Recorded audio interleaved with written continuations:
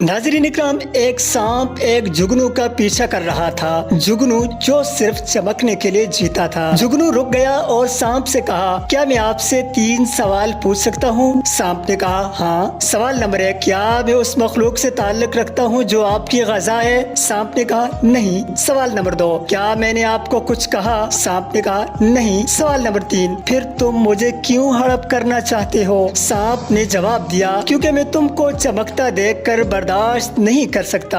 नाज़रीन इकराम, अक्सर कुछ लोग आपको चमकता देखकर खड़े नहीं हो सकते, बर्दाश्त नहीं कर सकते और इसीलिए वो सांपों की तरह काम करते हैं, खामोश और आपको तबाह करने के लिए तैयार रहते हैं। नाज़रीन इकराम, यहाँ बहुत से सांप अपने मफाद की खातिर किसी और को चमकने नहीं देते।